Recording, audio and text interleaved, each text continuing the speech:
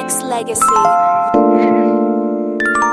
Your host Brandon is in the house, and not am I only in the house. I definitely want to appreciate the tons of people that's actually literally stood in line in the chat rooms. When I say stand in line, I'm talking about everybody's filing in as we speak, and I definitely appreciate the love that everybody has shown Outlaw Culture Radio, not just for what we've done as far as trying to make sure that we bring you culture, history, and everything that goes along to it, but also to show this man some love tonight. So without further ado, I want to say a public hello to Mr. Demond Wilson.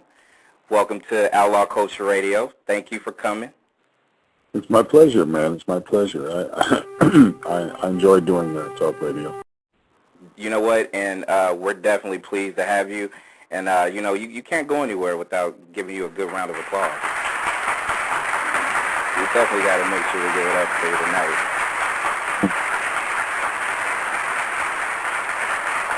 Now, first off, Demond, how are you doing? Before I even get into the particulars of question and answering and stuff like that, how's everything going for you? I'm wonderful. I had a couple of movies slated, and my book is selling around the world, Second Banana, and things are going well. Things are going really well. For an old guy, I mean, I pretty much do what I want to do now. I'm coming up on 64. And, 64 years young. You're still young. People look at me and they go, "You look 40," and I go, "Yeah, you should see it from the inside. You're looking at the outside. You see it from where I'm looking." Wow, you got good genes, man. So even though you may feel it inside, the outer appearance, nobody could tell. Nobody. I know. I got 5 gray hair. I mean, it's incredible. I have my beard is gray, but on my head I got like 5 gray hairs. I color my hair with tweezers. Somebody said, "We know you dye your hair." I said, "No, my hair is down to the skin. You can't dye hair that short." Just talked to a buddy of mine who was supposed to play golf on Sunday out at San Jacinto at the Saboba Country Club out there. It's an Indian reservation. It's to stop on the PGA Tour. I live in pretty much 6-7 months out of the year in Palm Springs, and it gets hot in the summertime in Palm Springs. So I play, like Orange County. We have a place up there, and I play Beaumont. Temperatures are they're in the mid-70s. Down in the desert where I have my house, it's been cool down here. It's only been like 103 during the day. Wow. But I play golf. Where are you located right now? Where are you located? I'm calling you from my house in Palm Springs. Okay. 103. My gosh. Hal Williams lives down here. You remember Hal has a house down here, one in Los Angeles. I played Hoppy, the cop, on the show. Right. Okay. And the Hammer lives down here. Oh, he does. Fred the Hammer. He has a jazz spot on the local jazz station down here on Saturday nights from 9 to 12 p.m. And really? He's an avid golfer also. Yeah. So this is the end of the trail. This is Palm Springs is where the average age down here is dead. This is like I'm like that Indian on the horse. We both looking down. This is the end of the trail. When you come to Palm Springs, the fat lady is in the building, definitely. But Mama and I, look here. Mama and I love it. We've been together 36 years, raised 6 children. And when you get older, your bones get cold. So these people. My kids come down here and they go, "Daddy, I don't know how you could take this heat." I said, "I moved down here because of the heat. What are you, retarded? I'm down here because of the heat." Your mom and I stay warm down here. We like the desert. You either love the desert or you hate it. Yeah, there's no gray area, no doubt. You're definitely absolutely right about not. And I'm up on the mountain. I know, I love it. I'm up on a mountain. I mean, I'm surrounded by mountains, and it's about 20 degrees cooler up here, and in the winter time the mountains are snow covered. So it's like the end of the trail. And you are Right. listening to Demond Wilson right here on Outlaw Culture Radio. And Demond, and we talked before we actually, put you on live, and I definitely want to say that growing up, watching you do your work with Red, just being a part of that whole, that television year, the years that you've spent on Sanford and Son, did a lot for a lot of blacks in the industry and a lot of blacks in general, just for the simple fact that, there's a lot of things that we all could relate to by watching your show and by watching what you've done and what you've accomplished. And as a fan first, I want to thank you for the work that you put in back in the day, because, only you and only, Red and only everybody that you've actually associated yourself with during those times will really know the hard work that you guys put into not just creating Sanford and Son, but going through a lot, and I know just by I haven't had a chance It was to read definitely arduous. yeah, and I haven't had a chance. Trip. Yeah, I haven't had a chance to read your second Banana book, which I just went online and purchased the other day. I'm definitely looking forward to it, because I really want to get a lot as far as what went on during those years for you. So if you can tell your listeners out there, I'm 32. Oh gosh, my kids, I have kids older than you. It was definitely. I have kids your age, and that's hard to believe. no, I have, my oldest is 36, 37. She's an officer in the Navy, just stationed down in Cuba, just coming back up to Reno, headed to the Pentagon. And my baby's 21. She's at the university. She's a writer, very successful journalist, and my oldest boy is a GM at a country club, and my other son is an executive at Oakley. He just gave me some new gear. I just got my Father's Day present last night. That's how my kids. That's how my kids. That's how my kids said, Daddy can wait. He got clothes. He don't need that. But it was definitely a trip. That book is the real deal, Holyfield. That book is not a joke. It's not something that was thrown together. I waited 30-some years to put that piece together, and I was reluctant to do it. And my wife said, I didn't set out to set the record straight. The book wasn't set, I didn't plan for the book to be cathartic for me, although it does set the record straight, and although it was and is cathartic, it is a monster. It's a monster. It's things that people thought they knew. I mean, I get black people from around the nation calling me cuz and telling me that, my father's name was Joe Baloney and my mother's name was, Sarah Liverwurst. And wow. They don't have a clue. And my father's name is Grady Wilson. The characters were named after Red and I. Okay. Red's name was John Elroy Sanford. His brother's name is Fred Sanford. So my father's name is Grady Wilson. And the book, it sets the record straight, and it reveals things about the series that nobody knew. I sat in the lurch. I sat in the corner. When I grew up in New York and Harlem, the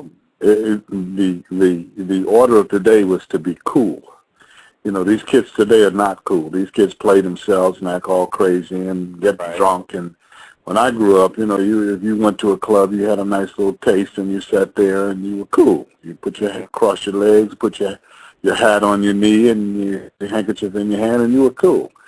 Right. And I sat back and I was cool for 30-some years, and then I came out of that coolness and put this monster together. And it tells the truth about the relationship, the true relationship between Fox and myself.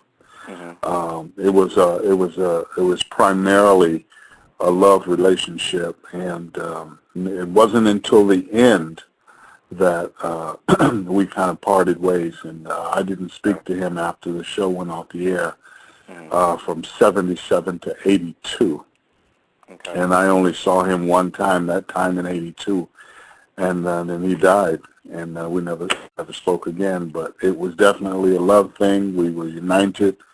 We didn't make decisions without each other. And we were fortified. We stood together, and in those days, because we were pioneers, because we were blazing a trail, it was necessary for us to be on the one. So when I first came with Red, he was Red Fox. I mean, everybody in the black community knew him because he did blue material, but he immediately became our first part of our relationship was a mentor, a student. And the second part of our relationship was a father-son, and then near the end, it was older brother, younger brother. He had to bring me up to speed on all of the things that he had experienced that I wasn't even born when he was doing, so that we could be on the one, and we were definitely on the one. He said, I ain't doing it. You got to ask my son. Right. Whatever he say, that's what we're going to do. He called me the demon. You go ask Demon. If he say we're gonna do it, that's what we're gonna do. Because he don't like white people. He was crazy. He was insane. He was a crazy man. He was an insane man. People were terrified to come on the show because Red would rip people up. He'd rip them up. You couldn't quit with him. And everybody can tell Red had that dynamic about himself, and everyone can tell. You guys had such amazing chemistry on screen. And it was real. It wasn't acting. Absolutely. And that's what I was just getting ready to say, because you can tell, just because you guys had that dynamic on screen, that really pays into just how well you guys actually not just know each other, but, work well together, and all those little things that I'm pretty sure a lot of people didn't know by the time the show ended or whatnot. You can tell you guys really put in a lot of work. People that read this book are going to be shocked. They're going to say, holy, I had no idea. There was a battle going on. There was a money battle going on. There was a black issue going on, and we opened the door. Prior to Red and I, the only thing that was on network television that was black was Amos and Andy, and I'm going to leave that alone. You had a lot of blacks starring in series, like it is again today. There hasn't been a black network show since that terrible thing that the Wayans brother guy did, with the family thing. They put blacks on the back burner. They put them on cable, and that stuff that Tyler Perry is doing. For me, it's very embarrassing. It's a throwback. I'm not particularly a big fan of Spike Lee, but I agree with him regarding that stuff that Tyler Perry is putting out. I think that it's a throwback. I'm being kind. Right. What you said is interesting, Demar, because I feel, especially just by what you said. Why? Do you think a lot of it is monopolized by money, whereas opposed to, back when you and Red did yours, of course there was money involved, but you can tell there was also, you guys had more power over your creativity as far as, the father. Well, we refused to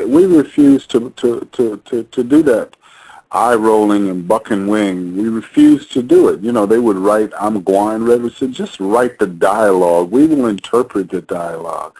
Right. My son is intelligent. Just because we live on South Central and we're in the junk business, they don't have to be ignorant, and we demanded, that they hire black writers. You look at some of these shows today, and you got Jewish writers. I can write funny. I've written screenplays and television shows. I have one right now that's a monster. Right. But I can't write Jewish humor because I'm not Jewish. Exactly. And they had all these Jewish guys in there who were more suited for doing the Catskills and humor for artists like Alan King and the other guy that did that show. I can't think of his name. They had all the characters on the show.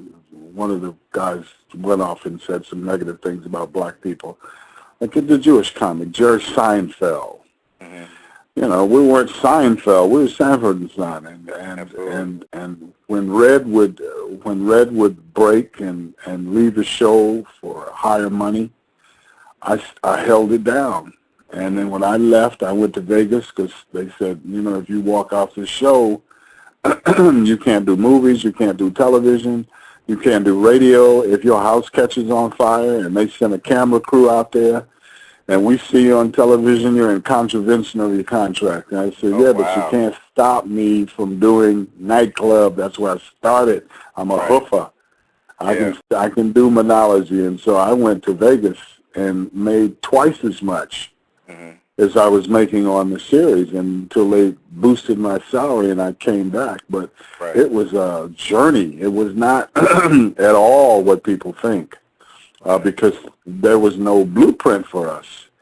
They didn't have a blueprint. When we were in the top 10, which was for the entire time, from the number one slot to the number 10 slot for 7 years, 6.5 years.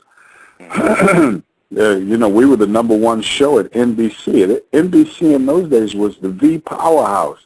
They had the Dean Martin show. They had Rowan and Martin's Laughing. They had Flip Wilson's show. Johnny Carson was over there. Sammy Davis Jr. had a series at the Palace. Bobby Darin was there. Bob Hope was doing 4 or 5 specials a week. And Red and I became, after the first year, HNICs.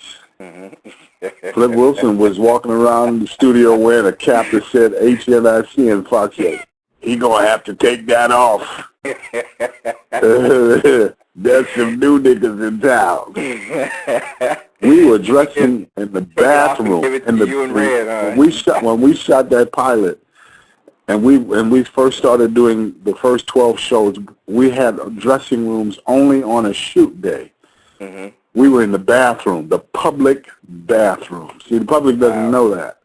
Wow. And then they made Red look like a villain when he wanted a window in his dressing room. What the heck? Johnny Carson wanted a window in his dressing room, and they cut a hole in the front of NBC and put a window in there. Absolutely. And he didn't have the number one show at NBC. We did. Red stopped the executive producer, Buddy Yorkin, from even coming on the lot. The executive producer didn't even wasn't allowed to come on the lot when Red and I were there. Wow. So it was a power trip from they wanted to treat us like field hands, and we weren't having it. I'm from Harlem. I grew up in Harlem. I fought in Vietnam. I'm a decorated veteran. Red is a veteran of the street, and we didn't play that. That's right. That's right. And you can tell you guys had the no-nonsense just about it. And one of the things that I know a lot of your fans and a lot of people actually really related to was just, there was, every time, there was so much humor in Red Fox. I feel like, you and Red Fox, had that genius dynamic about you guys. And, it was so many different clips and episodes and certain things that so many of your fans actually remember. And there was one in particular about you having the big one, and I wanted to actually play and pull this clip up. And when we're done, after you're done with the clip here, I want to ask you a question about this segment right here. What are you talking about, the Lena Horne show? I think I'm having one, Pop. My very first one. And it's a big one. You hear that, Mom? Your little boy's coming to join you. With a mustache. That was one of the, when I first heard that, especially Red was, he was so dynamic with the, I'm having the big one.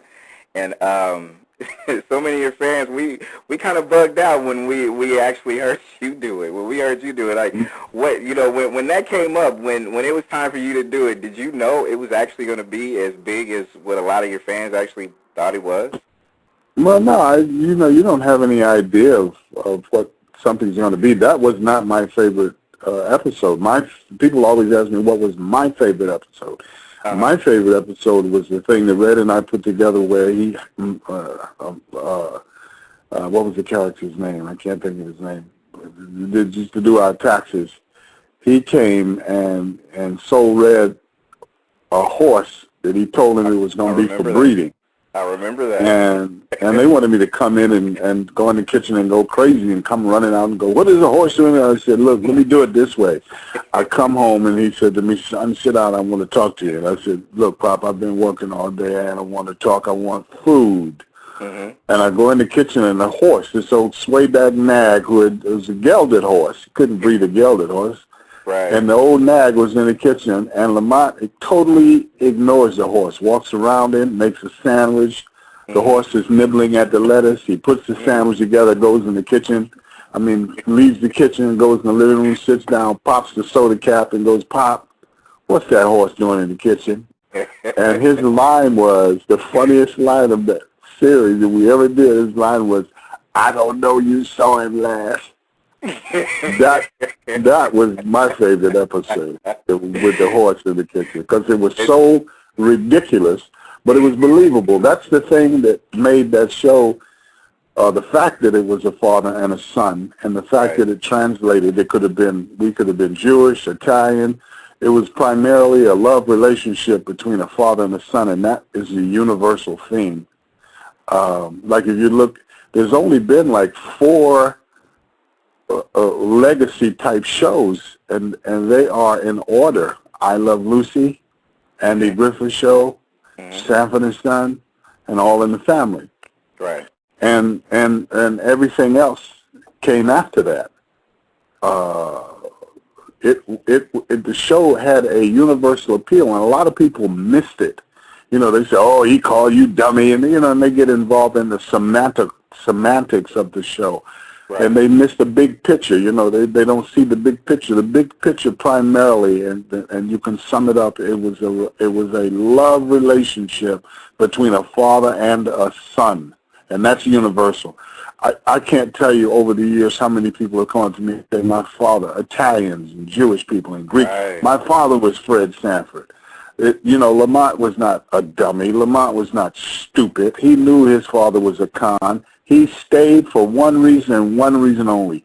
He loved his father. He loved that old man, and he put up with that nonsense to keep a roof over his head, as meager as it was. And the thing that I liked about it, when I first read it, when they came to me with the script, the thing that I loved about it is Lamont wasn't on, his daddy and him wasn't on no welfare.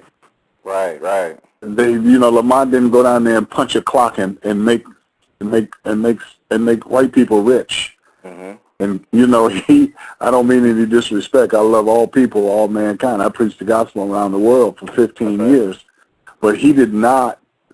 It was their business. His father established that business, and that kid went out there every day. Quincy wrote that song. It's called "Dum Dum Dum Dum Dum." That's called "Street Beater." Street Beater is the name of that song. And that's what he did. He beat those streets and kept food on his father's table and a roof over his head and kept his business going. And that's something that our youth today don't know anything about. The spirit of entrepreneurialism has been taken totally away from the black community. Right. The byword of a black woman is, you need a job. Somebody said that to me one year, of somebody I've known a long time. I said, I only owe the government $8,000 this year. I pay corporate tax, I pay personal tax, and I pay property tax. Right. And I said, I only owe $8,000 this year. And she said to me, well, you need a job. I said, I am a job. That's right. What do you mean need a job? I put my boys in business when they were 10 and 11 years old in car washing business. Bought them a wagon, bought them chamois cloth, and bought them Canuba wax, and had their sister do designs for them and stuff mailboxes. Those boys at 10 and 12 were making $500 a week, but they ate their seed because that was in the 80s, kids, all they wanted were video games. Right. Donkey Kong and all of that. So instead of putting the money back, they'd come to me when they'd get like 25 calls a week, and they say, Daddy, we need some product. I said, you're supposed to put that money, a percentage of that money, back into that product. So you always have product. That's how you run a business. But black people today, all we do, we come out of universities and we go and work at a corporation and they use our talents and our energies and make these people filthy rich. And nobody is being taught now about entrepreneurialism. There was a time when I grew up in Harlem, all the stores in the neighborhood were owned by black people. Mm-hmm. All black people want is a job. I said, that's not America. That's not how America was founded. And that was the thing, not to stray too far, that drew me to Sanford and Son, because these were black men. It's meager. It's y'all didn't make no money. You lived in what? So what? It was ours. Exactly. We owned it. Yep. We wasn't leasing nothing. These black kids today come out of university, they get a BMW, a Mercedes, they get a condo, and they're one paycheck away from going back to mama's house in the basement. Absolutely right. Absolutely right. And see, that was the thing that I took really from watching Sanford and Son too. Like you said, Demond, you guys worked. You had the one truck, and you took that truck around the world and back and brought the product back home so you can be able to do what you need to do with it. I think, like you said, a lot of us younger people and the youth today miss it, because those elements is some things you can teach and some things you actually have to really understand, especially in today's day and age. Now it's so media driven, material driven. A lot of people do miss the certain little things like you just mentioned. Well, see, that's the thing. One of the few things. Well, first of all, rap music is dead. When Snoop Doggy Dogg is doing pop music with a girl with blue hair, rap music is dead. But that's the thing that I liked about early rap music, because those kids did their own thing. They sold their records out of their car. Right. You got a group like TLC that end up broke. I mean, how do you end up broke? You sold 50 million records, because those record companies, they gave you a half of a cent, especially when you first started out, because, they tried to play that with me in the television game. When I first started out, they put you on a pay scale. They say, okay, the first year we're going to pay you $1,200. The second year we're going up to $1,500. And Red and I looked at the numbers, and we said, no, we throw that contract away. We ain't having that. Yeah. We're number one show over here. We want some money. He ain't coming in, and I'm not coming in until you pay us. Mm-hmm. Well, we'll replace you. Then do it, because you can't. Right.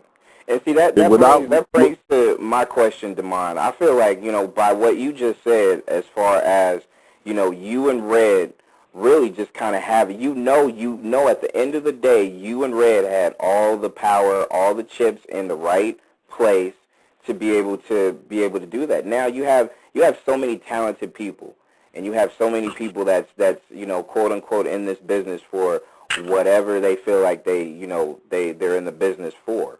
But why do you feel like give me your opinion on what happened to the kind of mentality that you and Red had versus today's day and age, where everybody is controlled by the dollar and not by the selling out. You guys. It's called selling out. It was back in our day too. They had people that would do anything to get on television, to get in a movie. They would buck their eyes. They would act like a fool. I think that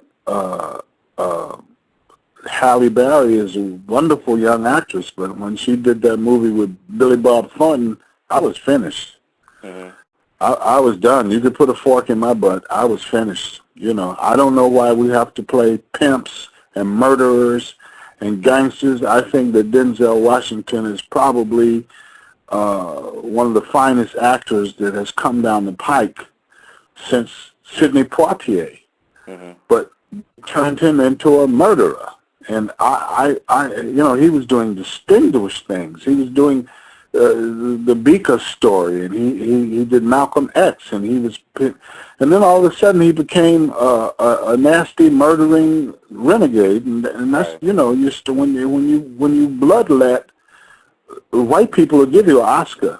Right. When you lay down on your back and have X on the screen, they will applaud you, and that has to do with the lack of morals here in the United States. But it's the same now as it was back then. There were people willing to do anything Right. just to get on television or be in a movie. And, I never sold out. Red never sold out. And there are people that still have integrity, but they don't work. I mean, Samuel L. Jackson makes a movie a month. Right. And his filthy mouth, I mean, and he's a talented guy, but every other word that comes out of his mouth. The same thing with that when he did Soul Man with Bernie Mac. The filthiest language that I've ever heard. And then Bernie Mac is standing up there in front of an audience at the Apollo with that filthy mess. And that's the thing that killed Red. I told Red, I said, look, I'm making $100,000 a week in Las Vegas. If you come and let these people put together some clean material. You had to work clean in those days. Right. And I said, Fox, we can make a ton of money. No, I'm going to do it this way, this is the way I know. I've been doing it this way for years. The only person that got away with that, really got away with that, was Richard Pryor. Right. Because somehow when Richard did it, it wasn't just for shock's sake. Richard was talking about his crazy, convoluted life. Right. And I knew Richard, and I love Richard, but Richard was a crazy man. He was a wild boy.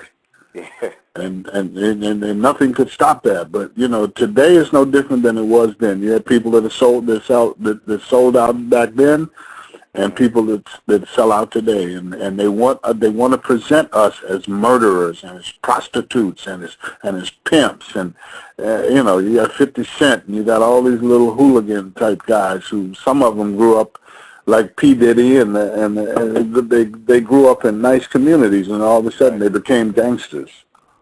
Yeah.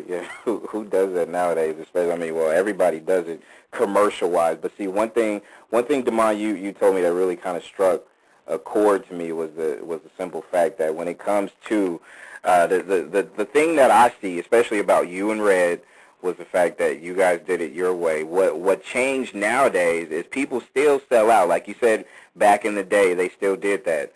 What's missing nowadays is people like yourself, people like Red, that will, hey, if a contract's presented to me as far as, hey, I got to jump, sing, do whatever I got to do to make a buck. Oh, wait a minute, this isn't what, my whole vision of being this kind of artist was. So you told him to go back to the table and figure something out. And it worked for you and Red. And I feel like, especially nowadays, and to me, I think you're really striking a chord to a lot of young people now, because you've paid your dues. You've done this for 30, 40 plus years. So everything that you're saying is really ringing true to some of these people nowadays, because I'm getting emails or, people saying, hey, you know what, that's really the truth.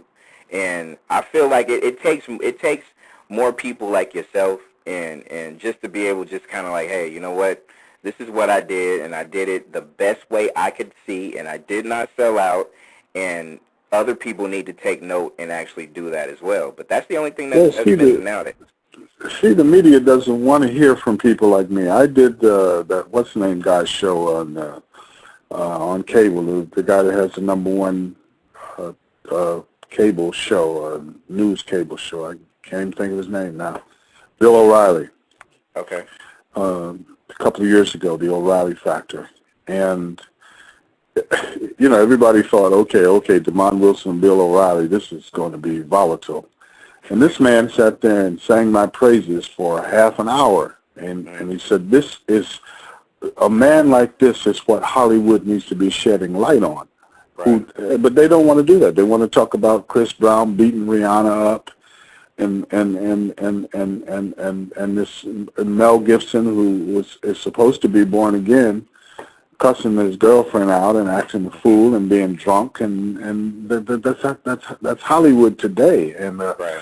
I want no part of that. I mean, I personally don't read or audition. If people call me up and they say, Demond, we have a project, would you like to come in and talk to us about it? And I say, no, I'm over 100 miles away from L.A. Send me the script, let me look at it, and then we'll talk. I don't audition. I don't go in and read for stuff. I mean, people for 40 years, they know my work. You either want me or you don't. Right. And I personally don't want to have it. I never did I was never into that Hollywood thing because, like I said, I've been married 36 years. For me, it was just a place where I worked. I would leave that and go home to my wife. We raised 6 children, 4 girls and 2 boys. Very good. And I'm not, I wasn't, hey, somebody said to me, I did a documentary. They put me in the archives of the Academy, the Television Motion Picture Academy, and they did a 3.5-hour interview over at one of the big hotels down here in Palm Springs, and they asked me, how would you like to be remembered, Demond Wilson? Mm-hmm. And I said, as a husband, a man of God, a husband, and a father. There you go. You know what?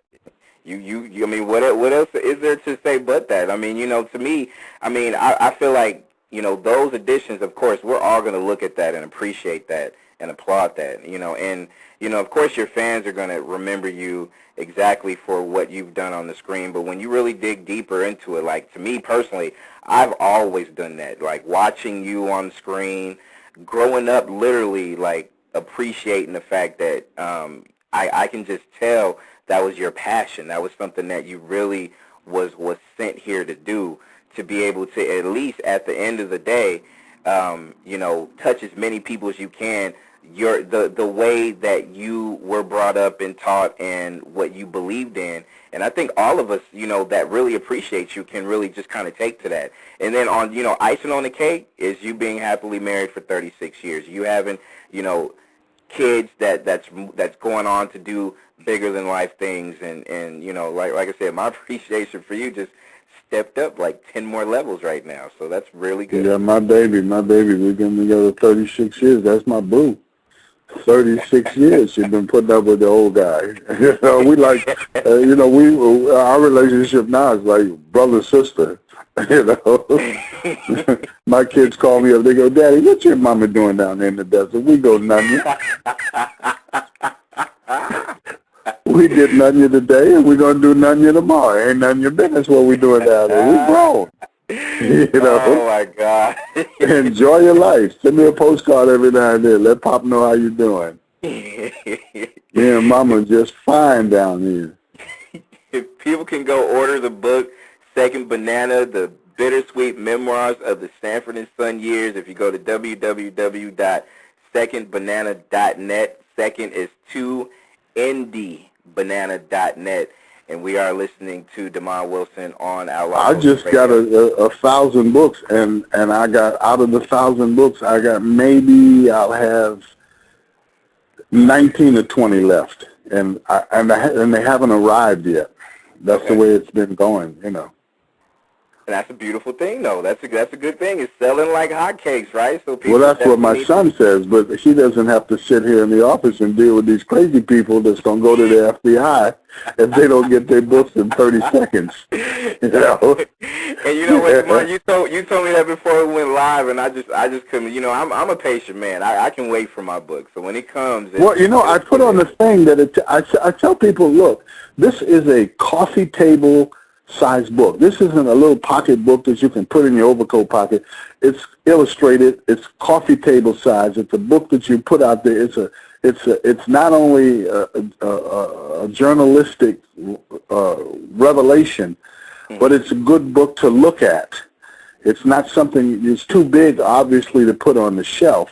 Right. And they don't realize what it takes to print 1,000 books. I mean, it takes 4 to 6 weeks to print those books. Right. And people simply don't realize, well, I paid my $25. One guy said to me, he said, I ordered Michael Jackson's book, and I got it in 14 days, and it's been over a month now, and I don't have my book, and I'm going to complain to PayPal. I said, let me tell you something. Michael Jackson has an army of people working overtime to put out whatever Michael has sung or said or done in front of the camera. I don't have an army. This is a book that I'm selling on the Internet. That's the future. You go to bookstores now, you can shoot a bullet and it won't hit nothing but the walls. I went into Barnes & Noble today. I was the only person in there. You go into Borders, you could play a hockey game in Borders. People don't. Ain't nobody going to no bookstore to buy no book. That's outdated. You can buy a book online. You don't go to a store and buy a book. You don't have to buy video. Video stores are going out of business. 10 years ago, video stores was a big deal.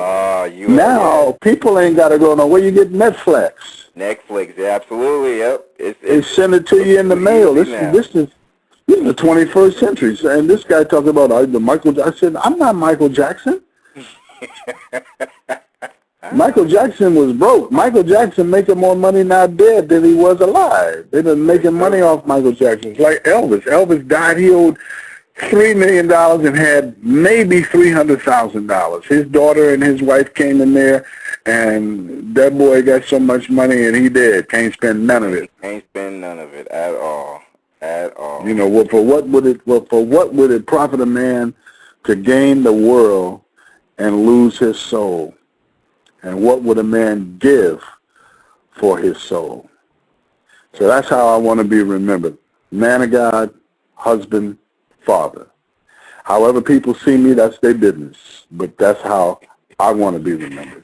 Yeah, I was going to add on there an inspirator, because I know there's so many people, not just online, but in chat rooms right now listening to the show, and myself included, that like I said, it may have been out or played like beforehand, but for so many years, of course you're getting so much love on the Nick at Nights and the Centric TVs and some of these places. And residuals.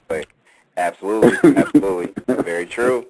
And, I'm sitting here behind my desk in the office looking at a replica of the truck that someone made me out of Detroit. It is so beautiful. It's about 1.5 feet long and about 1/2 foot high, of the old Sanford truck with the Sanford on the side.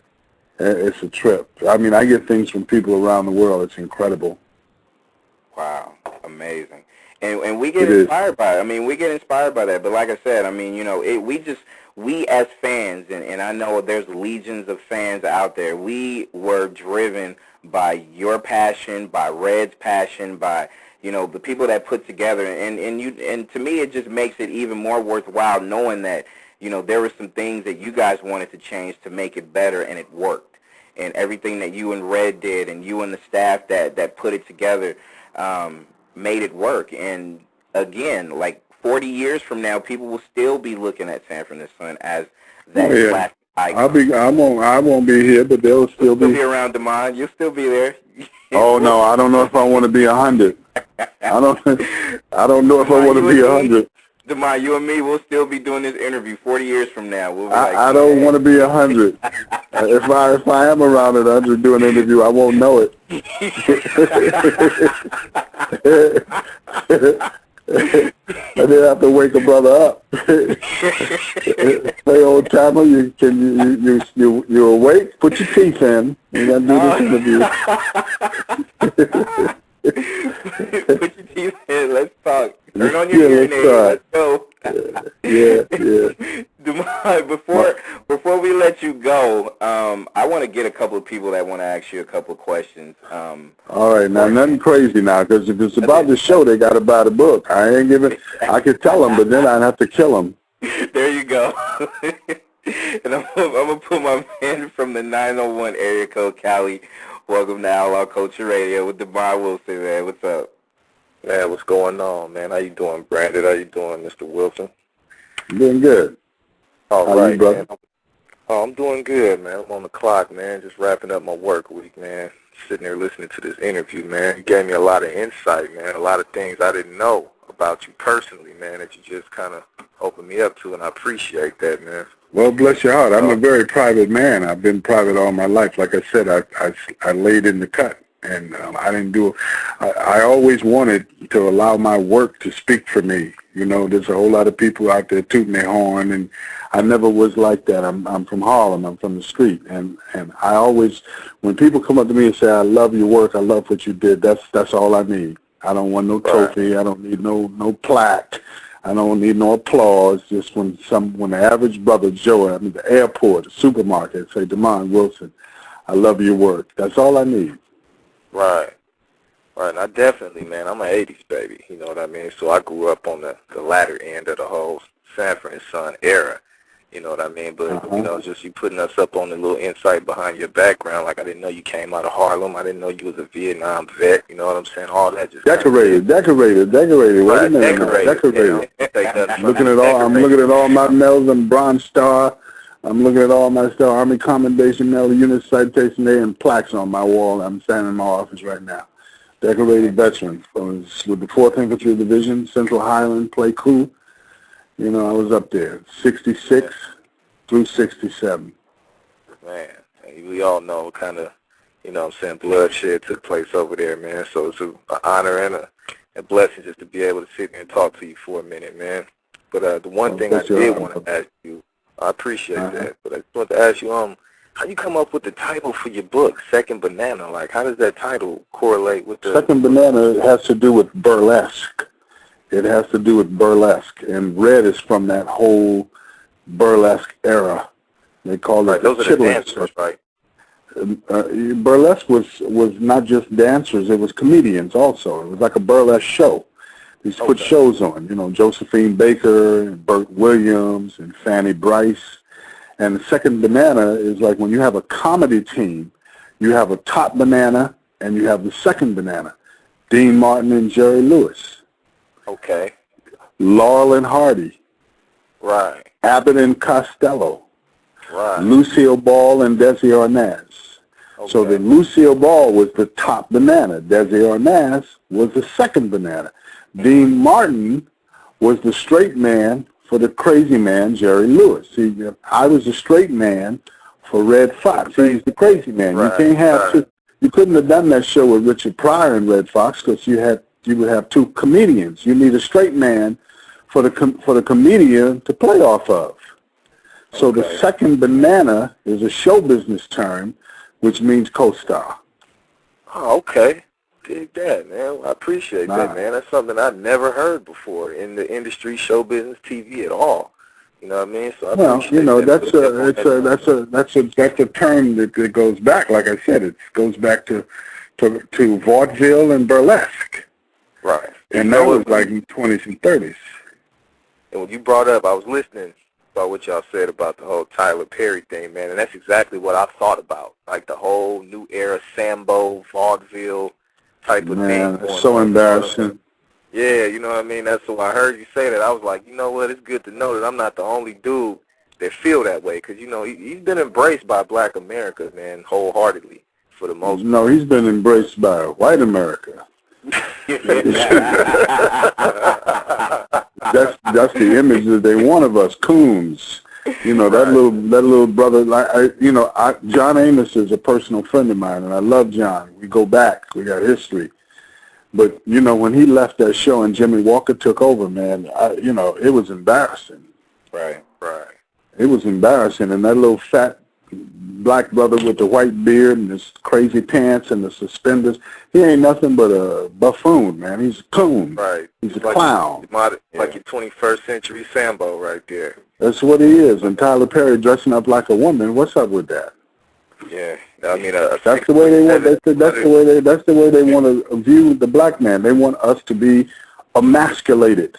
That is why the black woman is in charge in America. If 90% of I don't know if the percentage is that high, but it's a high percentage of single family homes, single parent homes, and women are trying to raise young black men, and that's one of the reasons why we have so much crime and kids going to jail because there's no father figure in the household. You got women having children out of wedlock, and if there's no father figure, when those girls grow up, they'll go out there in the street and try to find love in all the wrong places. Exactly. And so there's no male role. They want us emasculated. They want us looking like buffoons and being whipped. And, the woman in charge, let me tell you something. My wife has never approached me like that. We don't deal with each other like that. According to the Bible, it's the man and the woman. She is his helpmeet. We are to support one another, hold one another up. I am to honor her, and she is to honor me. Ain't nothing, you know, this mess out here today is crazy. Yeah, you know what, like Demond, a lot of people. Yeah, you're right. I mean, you know, it's kind of. Go ahead, Callie. Go ahead, say what you was gonna say. I was gonna tell me this kind of what we missing. You know, from my generation in the '80s, baby. You know, coming up in this 21st century, I can definitely relate to what you said earlier in the interview about, you know, we was younger, man, cats knew how to be cool. These youngsters nowadays going out here wilding out. You know, you said when it was your day, you drunk and acting like fools. You cross your leg, you threw your handkerchief on your knee, you put your hand. I'm like, you know what, man? We need a chapter from that era, man, to teach the youngsters, man, how you supposed to play it, man, because it's not about the wilding out and everything, man. I heard a kid say to me, I said, kids, you can just go out and have, I just can't go out and have a drink. I got to get drunk. And I go, you know, I got drunk once in my life when I found out I was going to Vietnam. And drunk is not fun. Drunk don't feel good before, during, or after. Drunk don't feel good. And you got these kids that doing this every night. Yep. All right. Yep.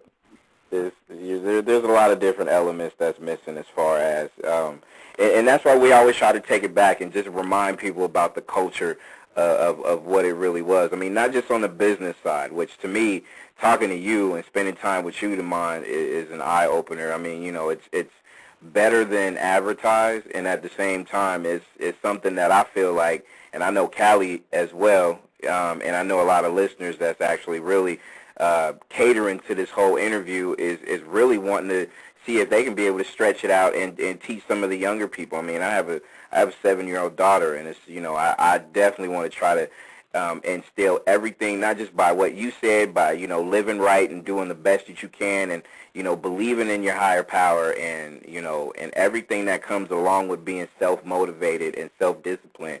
Mentally. Starts in the home, man. If you don't have it in the home, you're not going to get it in the streets. Starts in the home. Absolutely. Definitely. I had, you know, my mom and dad were always there. My father went to work every day. He would leave when it was still dark outside because he worked in New Jersey. He commuted, and he came home every night. I could hear the key go in the door at 6 p.m., except on Wednesdays. That's when he got his hair cut and his mustache trimmed up, and he put his paycheck on that table every Monday night. And my mother would cut the money up, give him his lunch money, his fare money, and pay the bills. And that's the way I grew up. I didn't grow up with no key around my neck and going home and wasn't nobody there. If I went home for lunch, my mother was there. Right. Latchkey kid. That was a whole generation. I wasn't no latchkey kid. No, sir. Right. Wow. No, sir. I was raised to respect women. I was raised to, you know, my wife would tell you, with our children, they said, my daddy don't play. You know, you know my daddy don't play. Man, I could definitely tell. Demond do not play at all whatsoever. And you can tell. You had to make sure to call. He says, man, make sure they don't ask no crazy questions now, man. You know, like, I'm not going to play with this guy, man. I'm not going to ask this dude not to play. I'm too old for that. I'll be 64 October 13th. I'll be 64 years young. And still going. And still going. Still going. And still going. My daughter's birthday is on the 1st of October, so very good, very good. I'm glad I had this time with you, man. Absolutely. You know what? I definitely appreciate you for not just calling in and just, you know, hanging out with us for the duration, but definitely don't be a stranger. And also, before you go, I know, you know, another guy out there in Chicago, my man Vito, wants to say hello to you, so I'm going to go ahead and put him on right now before we let you go. Vito, what's up, man? Hey, what's up, Brandon? How you doing, man? Good. Hey, how you doing, Demond Wilson? I'm doing good. How you, brother? Oh, pretty good, man. My parents have been watching you since, see, my dad's the same age as you are, exactly the same age. And my parents probably been married probably the same amount of years, almost the same amount of years as you and your wife. Okay, this is my question to you, if you have time to answer it. Yeah, if it's not a 5-parter.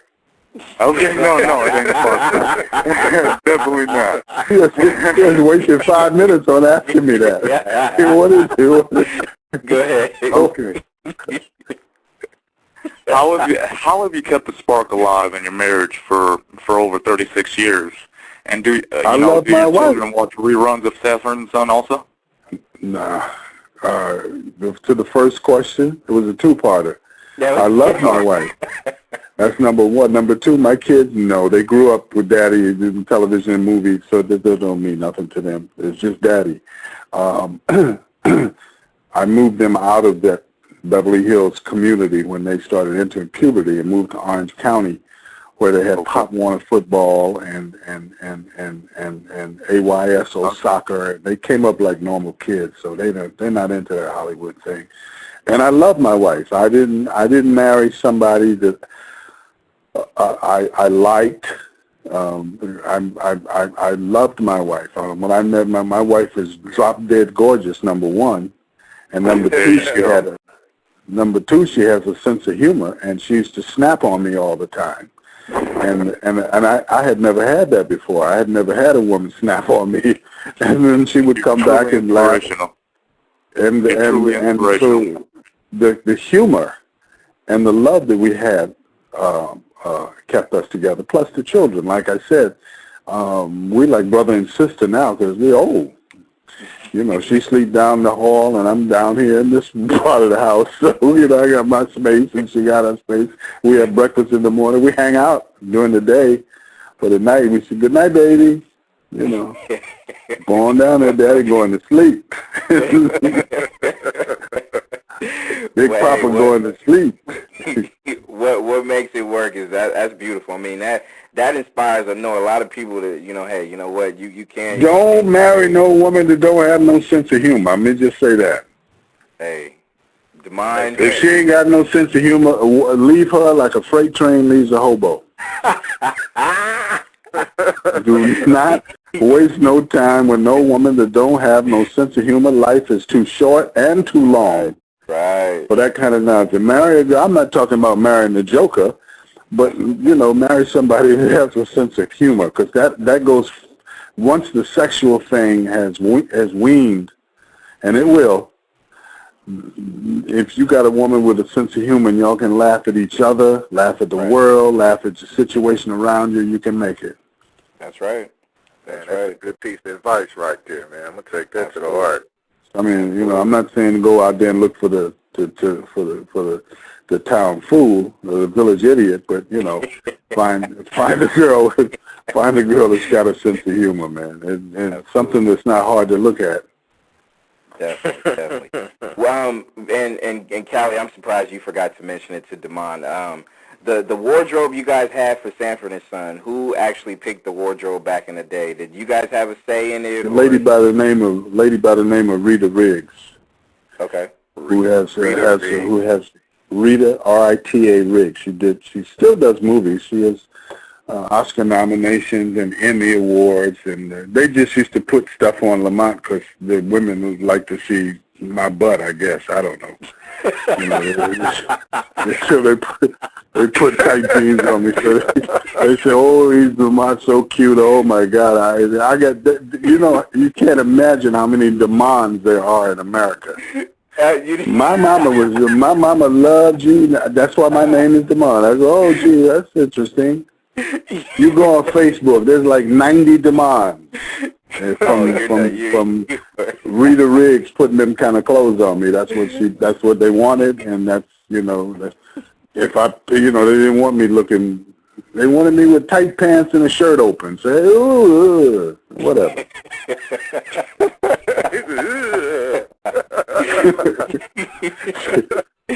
I just have to grease myself to get in my jeans, you know. No doubt. Hey, and people out there listening, Demond has a Facebook and Twitter, and if you don't mind, Mr. Wilson, I got a fan site. I got a fan site too. Okay. Why don't you go ahead and tell the listeners? Well, it's just my name. Everything is Demond Wilson. Twitter.com/Demond Wilson. Facebook and the fan site. And the fan site. Fan site's got a whole bunch of Sanford and Son pictures, and the Facebook is just what I look like now, you know. So it's just, as a matter of fact, it's a picture that they took of me when I was, I did Girlfriends when I played the little light-skinned girl's father. About 6 episodes. I can't think of her name now, bless her heart. She's a fine young actress. That picture's on Facebook. That's from the set of Girlfriends, which was shot at Paramount. That was a long-running show. I remember that. A long-running show, very long-running show. I think they ran like 9-10 years. Absolutely. I remember. And what happened with that show? Did they get canceled or something? Because I remember they didn't have a. They ran 9 years. 9 years is a long time. Everybody got tired. Right. It's like, okay, time to go. It's it. Yeah, 9 years. Good Lord. Too many shows go past that. The magic mark is 100 shows. Once you reach 100 shows, then it goes into syndication. That's what everybody wants. They want 100 shows. That's why some of these sitcoms on cable, they're doing like 50 episodes a season. So they can run it on, you know where it's going to be. Tyler Perry stuff going to be on BET. Ain't no network going to put that fool on there. The BET's not a real network, huh? It's a schlock. It's a schlock house is what it is. It's a mess. You be watching BET and all of a sudden there'll be a commercial will come on. What the heck? People can go get The Second Banana. Go ahead and order the book online if you go to www. Oh, order too much of it. My stock is running out. I ain't going to have no stock left. Well, Demond, I already got my order in, so everybody go get it while it lasts. Hey, what's your name? Charles. No, I mean, how did you, what was the code name for your book? I mean, when you bought it online. Oh, it's under, it should be under Vintage Music Radio. Okay, Vintage Music Radio. I'll look for it. I'll make sure you get a book out. I'll get a book out to you next week. You get the $50 book or the $25 book? Come on, you know I had to get your autograph on it, so. Oh, okay then. All right then. I was just about to talk about you. If I had to do it, I had to do it big. So, anytime. Yeah. That way I sign it personally. I got it. Absolutely. Demond, I appreciate you, and I know your fans do. Callie does. Vito does. On behalf of this staff, I really appreciate you, not just, for having that iconic show like Sanford and Son, but for you to come in and bless us with your personal stories and your personal achievements and accomplishments. I'm very, very fortunate to be able to have this dialogue with you, and don't be a stranger. Well, bless your heart. I appreciate it, man, and God bless all your listeners, and thank you. No problem. That is Demond Wilson, and definitely appreciate it. Don't be a stranger. This is Outlaw Culture Radio, and Nexxlegacy.